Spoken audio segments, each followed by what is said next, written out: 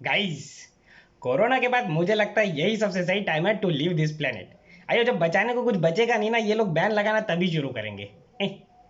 आप क्या कहते हैं मिस्टर ब्राह्म? इब्राहिम, इब्राहिम।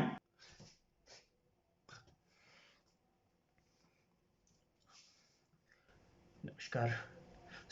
मैं ब्रह्म और ये गपचू आज आपको लेके चलते हैं एक ऐसी जगह, एक ऐसी ट्रिप पर जो हो सकता है पृथ्वी के बाद हमारा अगला ग्रह हो। मेरे बारे में बात हो रही है। तेरा बाप आया।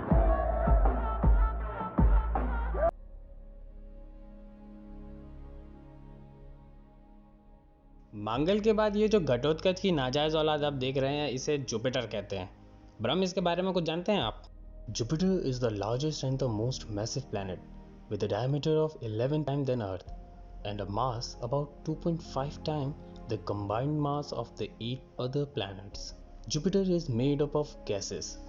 छोड़ो फिर, लेकिन ये जो हमारे बहुत पास से गुजरा है, इसे यूरोपा कहते हैं। मैग्नेटिक फील्ड नोट किया है भाई? हाँ मालूम है, अपने बाप को मत सिखा। दोस्तों, वैसे तो आप लोग भूल जाएंगे लास्ट तक, पर फिर भी मैं आप लोग को बता दूं कि हम लोग नासा के एक मिशन पर निकले हैं जिसका नाम है गैलीलियो, जो कि इंफॉर्मेशन लेगा यूरोपा या जुपिटर 2 की। दोस्तों, मरकरी के पास कुछ नहीं है, फिर वीनस के पास भी जीरो, अर्थ के पास एक है, लेकिन फिर जुपिटर के पास टोटल 79 मून्स हैं, जिसमें गैलीलियो के 4 मेजर मून में से एक है यूरोपा। यूरोपा सोलर सिस्टम का छठा लार्जेस्ट मून है, फुल ऑफ आइस, सिर्फ बर्फ, वो भी इतनी सख्त जैसे मानो पत्थर। क्योंकि यहाँ पर सूरज मूवी थिएटर की तरह रोशनी नहीं पहुँचती, ये पूरी तरह बर्फ से ढका हुआ है, and probably having an iron nickel core. ओ भाई रुक जा, ये बहुत बड़ी स्टेटमेंट है। ये आप कैसे कह सकते हैं कि आयरन निकल कोर? मुझे पता था गजनी के टकले तू भूल जाएगा, क्योंकि जब हम वापस आ रहे थे हमने यूरोपा की मैग्नेटिक फील्ड फिर से रिकॉर्ड की, और दोनों मैग्नेटिक फील्ड अलग अलग हैं। मतलब यूरोपा ने शेप चेंज किया? बिल्कुल सोनम कपूर की तरह। न्यूक्लियस से निकले थे ब्रह्मास्त्र में। 1610 जैन 8 को। अबे गीदड़, सही से बोल। 8 जनवरी 1610 को इटली और दुनिया के महान साइंटिस्ट गैलीलियो गैलीली ने यूरोपा की खोज की। अब जरा ध्यान दिया जाए तो यूरोपा पूरी तरह बर्फ का है।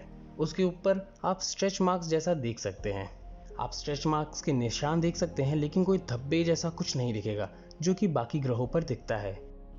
अब जब यूरोपा जुपिटर के चक्कर लगाता है अपने ऑर्बिट पर, तब उसकी शेप चेंज होती है, जैसा कि हमने मैग्नेटिक फील्ड के चेंज से देखा। अब जब यूरोपा जुपिटर के सबसे पास होता है, इट स्ट्रेच्ड आउट, उसका शेप खिंचता है, लेकिन जब वो जुपिटर से दूर होता है वो श्रिंक या सिकुड़ जाता है। ऐसा इसलिए क्योंकि दोनों की ग्रेविटी आपस में लड़ती है, लेकिन जिसकी बीवी मोटी उसका ही बड़ा नाम है। इसीलिए जुपिटर की ग्रेविटी जीतती है और यूरोपा की शेप चेंज कर देती है। According to the orbit, Europa अपनी शेप चेंज करता है, जिसकी वजह से उसकी मैग्नेटिक फील्ड में हमने बदलाव देखा। तो क्या इसकी वजह से कोर में थोड़ी गर्मी पैदा नहीं होती होगी? अभी यूरोपा जुपिटर का चक्कर 85 घंटे में कंप्लीट करता है, जिसमें वो अपनी शेप 2 बार बदलता है। फिर इसकी वजह से खिंचाव 30 मीटर तक बन जाता है। ये तो कुछ भी नहीं। अयो, क्या हुआ? अरे अयो, मून की बात कर रहा हूँ, जो कि यूरोपा की सामने वाली खिड़की में रहता है। वो पूरा ज्वालामुखी से भरा हुआ है, क्योंकि उसका खिंचाव 100 मीटर तक जाता है, because of the same process. अब यहाँ से आप रिलेट कर सकते हैं कि जब आईओ पर ग्रेविटी का असर 100 मीटर की फ्लेक्सिंग कर देता है, तो यूरोपा पर भी फ्लेक्सिंग के निशान आप साफ साफ देख सकते हैं। और यूरोपा की फ्लेक्सिंग 30 मीटर तक जाती है, तो इसका मतलब डीप डाउन आइस के बाद नीचे थोड़ी गर्मी पैदा जरूर होती होगी। अबे ओ, स्वरा भास्कर की तरह कुछ भी मत बोल, प्रूव भी करके बता। ओके, अगर आप कैलकुलेट करें time and pattern of cracks on Europa plus changing size plus orbit पे चक्कर लगाने की speed plus pressure on tectonic plates, जिसमें आपको बेस्ट रिजल्ट मिलेंगे जियोलॉजी और मैग्नेटिक डाटा से। यूरोपा का टेम्परेचर -126.6 डिग्री सेल्सियस है। मैग्नेटिक फील्ड चेंज होना is not normal. That means deep down there is something that essentially conducts electricity.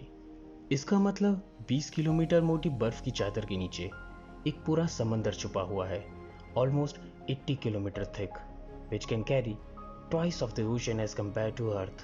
इसका मतलब हमने या तो एलियन ढूंढ लिया है और या फिर साइंस की वो थ्योरी जिसके हिसाब से जहाँ पानी है वहाँ जीवन है उसको गलत साबित कर दिया है। और दोस्तों दोनों में हमारा ही फायदा। समझ रहे हो? समझ रहे हो आप? समझ रहे हो ना? लेकिन सिर्फ पानी की वजह से ही कोई कैसे जिंदा रह सकता है? अगर व्यूवर से किसी ने ये सब पूछ लिया तो? यहाँ पे कुछ पॉइंट समझने वाले हैं। जैसे यूरोपा पर स्ट्रेच मार्क्स है लेकिन धब्बे नहीं, जो कि कॉमेट या एस्ट्रॉइड जब गिरते हैं तब बनते हैं। ऐसा इसलिए क्योंकि जब कोई कॉमेट गिरता है वो बर्फ को पिघलाकर अंदर चला जाता है और फिर पानी ऊपर आकर वापस बर्फ में कन्वर्ट हो जाता है। Other than water, life is also not possible without carbon, nitrogen, oxygen, phosphorus and sulphur. तो अब अंदर कोई रह रहा है तो वो बैक्टीरिया जैसा कोई हो सकता है, फिश जैसा मिलना मुश्किल है। बट स्टिल एनर्जी कहाँ से आ रही है? जोर जोर से बोल के लोगों को स्कीमें बता दे।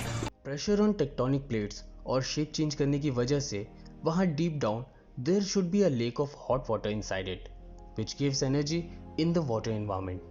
Will you please elaborate? मैं बताता हूँ। आप इसे अंटार्कटिका के एग्जाम्पल से समझिए। जैसे कि अंटार्कटिका के नीचे भी पानी की झील है जिसके ऊपर बर्फ का पहाड़ आ गया करीब 1 लाख साल पहले, लेकिन झील अभी भी है। तो ऊपर से अगर आप अंटार्कटिका ग्लेशियर्स को देखते हैं उसमें पड़ी दरारें जो कि यूरोपा की बर्फ से काफ़ी मिलती हैं, जिससे हमें लगता है कि शायद ऐसी ही कोई झील यूरोपा के नीचे भी हो जो कि वहाँ नीचे एनर्जी प्रोवाइड कर रही हो। गैलीलियो सैटेलाइट की भेजी पिक्चर्स से तो यही पता चलता है, जिससे अनुमान लगाया जा सकता है कि 40 से 50 किलोमीटर नीचे माइक्रो ऑर्गेनिज्म का वहाँ वास हो। बट ये बात समझिए, एक्सट्रीम विंटर में भी कभी झील पूरी तरह नहीं जमती क्योंकि बर्फ सेंटर से नहीं बल्कि साइड से जमना शुरू होती है। एंड लेक का ऊपर साइड कौन सा है? सरफेस वाला। तो बर्फ जब धीरे धीरे जमती है तो वो अंदर की तरफ प्रोग्रेस करना शुरू करती है, but at the same time बर्फ के पास एक शक्ति है, वो इंसुलेशन कॉज करती है, जिसकी वजह से नीचे का पानी ज़्यादा ठंडा नहीं हो पाता। इसी की वजह से लेक पूरी तरह कभी जमती ही नहीं और मरीन लाइफ नीचे सेफ रहती है। For more information contact to Bear Grylls. दोस्तों, अगर आप ढूंढने निकले हैं तो भगवान को छोड़कर शायद आपको सब मिल जाए, लेकिन ढूंढने में सबसे बड़ा प्रश्न उठता है कि आखिरकार आप क्या ढूंढना चाहते हैं।